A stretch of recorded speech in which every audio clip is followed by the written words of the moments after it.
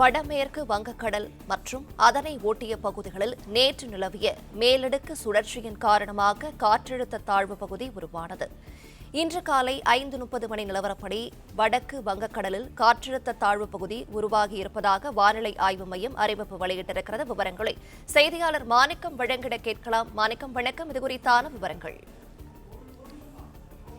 வழக்கமாக வடக்கு வங்கக்கடல்ல உருவாகக்கூடிய குறைந்த காற்றழுத்த தாழ்வு பகுதிகளால் வட இந்திய பகுதிகளில் வட மாநில பகுதிகளில் அதிக அளவு மழைப்பொழிவு இருக்கும். ஆனால் தற்பொழுது உருவாகி இருக்கக்கூடிய இந்த குறைந்த காற்றழுத்த தாழ்வு பகுதியால் தமிழ்நாட்டினுடைய வட மாவட்டங்களிலும் மழைக்கான வாய்ப்புகள் அதிகரிக்கக்கூடும் என வானிலை ஆய்வும் தெரிவித்திருக்கிறாங்க.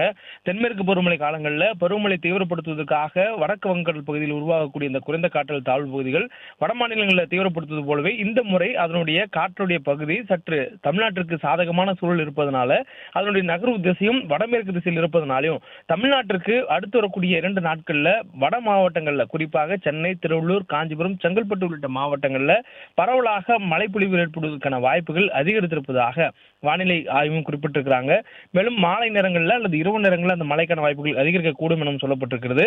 தற்போதைய சூழல்ல நேற்று வடமேற்கு வங்கக்கடல் அதனை ஒட்டியிருக்கக்கூடிய மேற்கு வங்கத்துடைய கடற்கரை ஓரங்களில் ஒரு வளிமண்டல சுழற்சி நிலவி வந்தது. அதனுடைய காரணத்தால் தற்பொழுது ஒரு குறைந்த காற்றழுத்த தாழ்வு பகுதி உருவாகி இருப்பதாகவும் இது அடுத்த 48 மணி நேரத்துல மேலும் வலுவடைந்து வடமேற்கு திசையில் நகர்ந்து செல்லக்கூடிய நேரங்கள்ல தமிழ்நாட்டினுடைய வட மாவட்டங்கள்ல மழைக்கான வாய்ப்புகள் அதிகரிக்கக்கூடும் எனவும் வானிலை ஆய்வு மையத்துடைய அறிவிப்புல சொல்லப்பட்டிருக்கிறது.